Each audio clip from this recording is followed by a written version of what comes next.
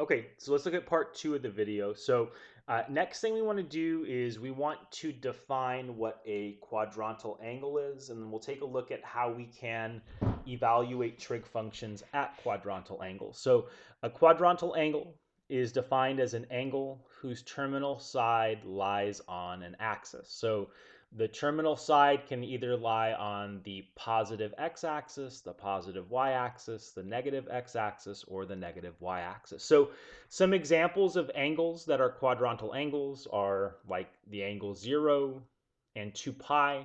Both of those angles lie on the positive x-axis. Pi over 2 lies on the positive y-axis. Pi lies on the negative x-axis. 3 pi over 2 lies on the negative y-axis. And although we're not going to do examples with this, because I wanted us to transition into using radian measure, because that's what we're going to use like in pre-calculus and in calculus. But if you're doing this in degree measure, those angles in degree measure would be 0 degrees, 90 degrees, pi is 180, 3 pi over 2 is 270, and 2 pi is 360 degrees. So let's take a look at how we can evaluate trig functions at quadrantal angles. Okay, so for number 1, we have the cosine of pi. What I like doing for examples like this is I like plotting where the point is on the unit circle that corresponds to that angle. So we know pi is over here on the negative x-axis. That point on the unit circle is defined as -1, 0. And we know the cosine of any point on the unit circle is going to be the x-coordinate of that point. So the x-coordinate of that point is -1. Okay, so the cosine of pi is going to become -1. For number 2, the sine of negative pi over 2, it's your choice if you want to, like, because that angle is negative, to rotate it clockwise. So negative pi over 2 is going to be down here. Or if you want to find an angle that's coterminal with that angle, that is between 0 and positive 2 pi, you can add 2 pi to that angle. So adding 2 pi is like adding 4 pi over 2. So negative pi over 2 plus 4 pi over 2 is 3 pi over 2, which is in the same spot. 3 pi over 2 and negative pi over 2 are both on the negative y-axis. Okay, so the point on the unit circle that corresponds to that is the ordered pair 0, -1.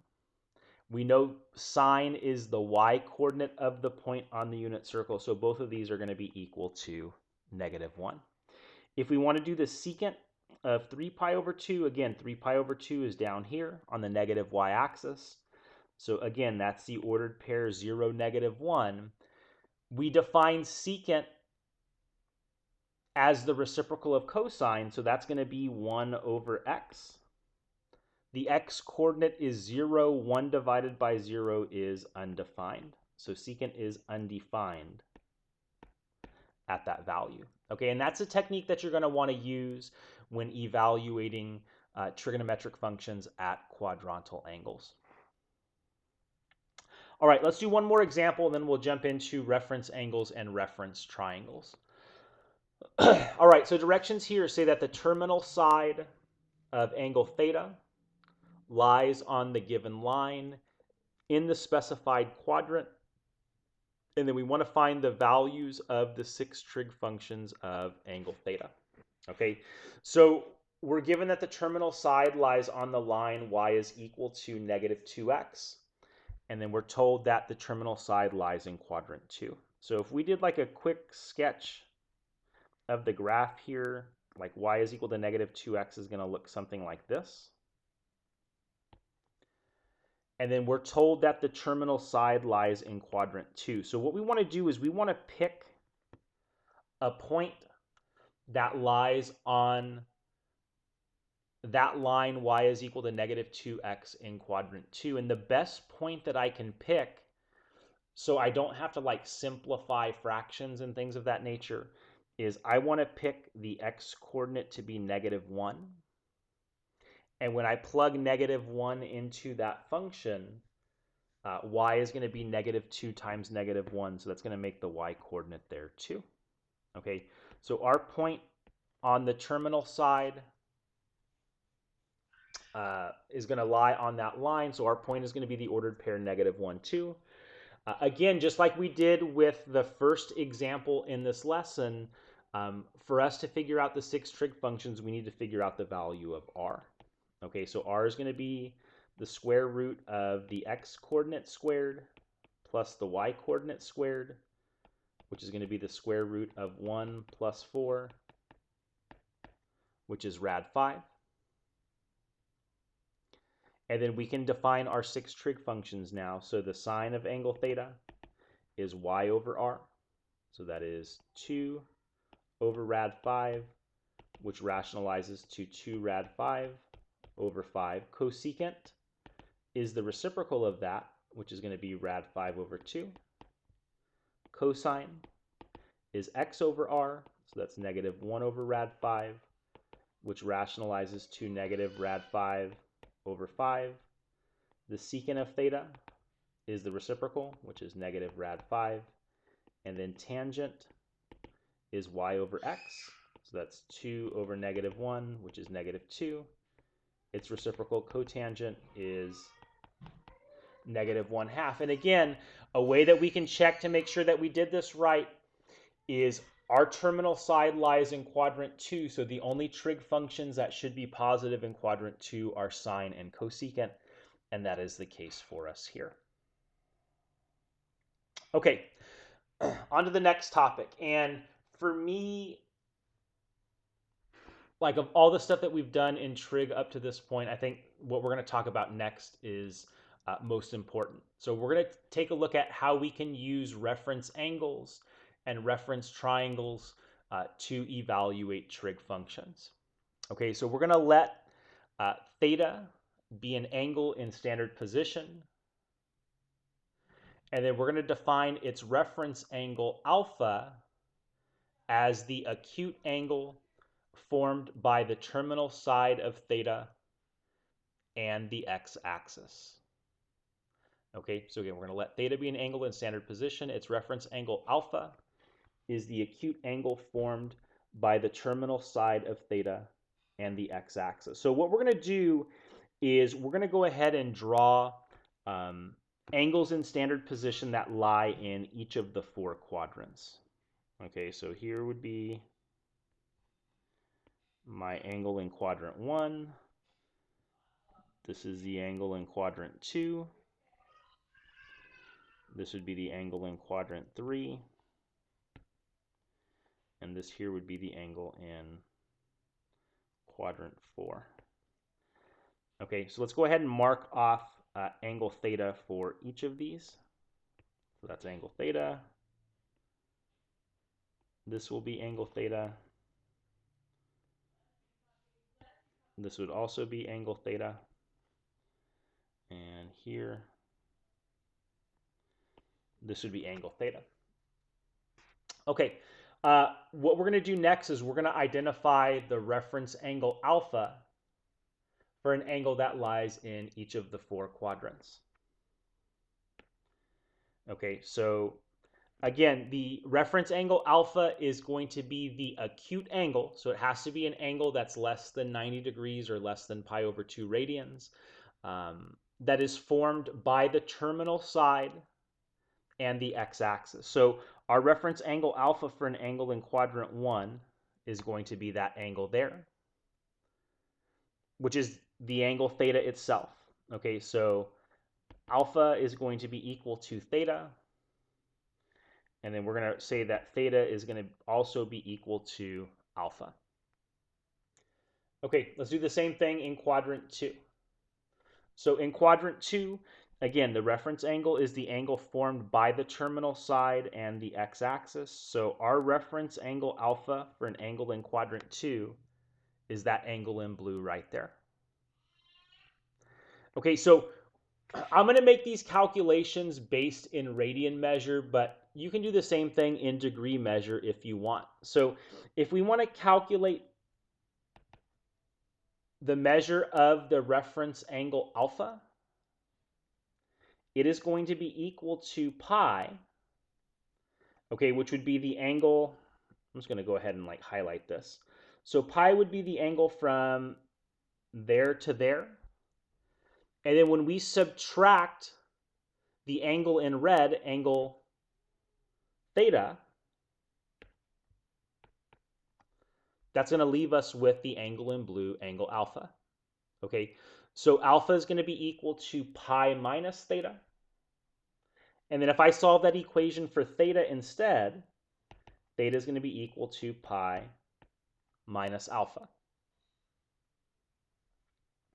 Okay, when we do the same thing in quadrant 3, again, our reference angle is the angle formed by the terminal side and the x-axis, which is going to be that angle right there in blue. Okay, so that's our angle alpha. So if we want to calculate the measure of alpha, alpha is going to be equal to the angle theta minus pi. Because if we take, so I'm going to highlight this in yellow here. If I take this entire angle theta, which is that, and subtract pi, which pi is just going to be kind of like the distance in between the positive x-axis and the negative x-axis, then that just leaves us with the angle in blue, angle alpha. Okay, so if we take this equation and solve for theta instead, theta is going to be equal to pi plus the reference angle alpha. Okay, so for angles in quadrant 4, the reference angle, again, is going to be the angle formed by the terminal side and the x-axis. So that angle in blue is angle alpha. The way we calculate alpha here is it's going to be 2 pi minus angle theta. And then if we solve that equation for theta, it's going to be 2 pi minus the reference angle alpha. So the way I like thinking about this, in quadrant 1, the reference angle alpha is equal to the angle theta. In quadrant 2, to find angles in quadrant 2 that have the reference angle alpha, we take pi and subtract the reference angle. Okay, so if we take pi minus the reference angle, that's going to give us the angle in quadrant 2 with the reference angle alpha. When we do the same thing in quadrant 3, to get the angle in quadrant 3 that has the reference angle of alpha, we take pi and add the reference angle. And then to get the angle in quadrant 4 that has the reference angle alpha, we're going to take 2 pi and subtract the reference angle. Okay, so what are like reference angles? If you guys remember the two triangles that we constructed, like earlier on in this unit, we looked at the 30, 60, 90 triangle and the 45, 45, 90 triangle. Okay, so we have the 30, 60, 90 right triangle and the 45, 45, 90 right triangle. Those triangles are going to be so important to us in this lesson. If we remember the side lengths in those triangles, the side opposite 30 is 1, side opposite 60 is rad 3, and the hypotenuse is 2. And in the 45, 45, 90 triangle, the side opposite 45 is 1, and the hypotenuse is rad 2. Well, what we want to do next is we want to figure out the angles in each of the 4 quadrants that have those angles, 30, 45, and 60, as reference angles. Okay, so we'll do this together. So the angle in quadrant 1 that has a reference angle of 30 is just the angle itself, 30 degrees.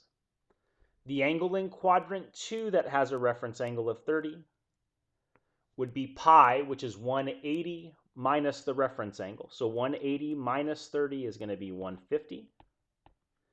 The angle in quadrant 3 that has the reference angle of 30 is going to be pi, which is 180 plus the reference angle. So 180 plus 30 is 210.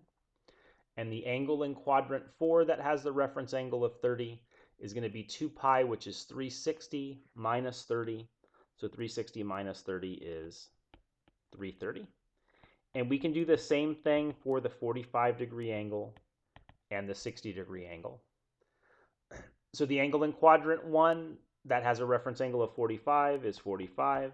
In quadrant 2, it's 180 minus 45, which is 135. In quadrant 3, it's 180 plus 45, which is 225. And then in quadrant 4, it's 360 minus 45, which is 315.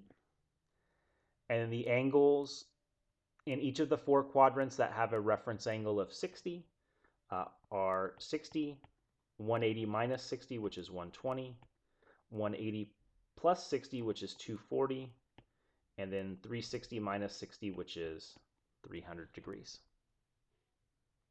We can do the same thing in radian measure as well.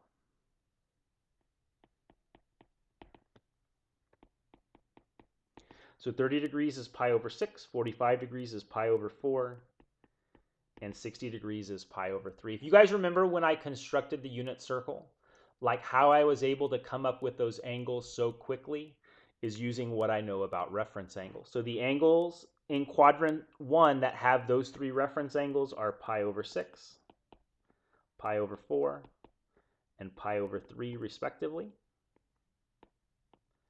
In quadrant 2, it would be pi minus each of the reference angles. So pi minus pi over 6 is 5 pi over 6. Pi minus pi over 4 is 3 pi over 4. Pi minus pi over 3 is 2 pi over 3. The angles in quadrant 3 would be pi plus the reference angles. So in quadrant 3, pi plus pi over 6 is 7 pi over 6. Pi plus pi over 4 is 5 pi over 4. And pi plus pi over 3 is 4 pi over 3. And then we can do the same thing in quadrant 4 by taking 2 pi minus the reference angle. So 2 pi minus pi over 6 is 11 pi over 6. 2 pi minus pi over 4 is 7 pi over 4. 2 pi minus pi over 3 is 5 pi over 3. And I actually think it's easier to figure out what the reference angle is in radian measure than it is in degree measure, because if you look at all of the angles that have a reference angle of pi over 6, pi over 6, 5 pi over 6, 7 pi over 6, and 11 pi over 6, what do they all have in common? Well, they have that denominator of 6. Same thing for pi over 4, 3 pi over 4, 5 pi over 4, and 7 pi over 4 all have that denominator of 4. So it makes it easy to determine what the reference angle is just looking at angles in radian measure. All right, next part of the lesson, we'll take a look at how we can use these reference angles to evaluate trig functions.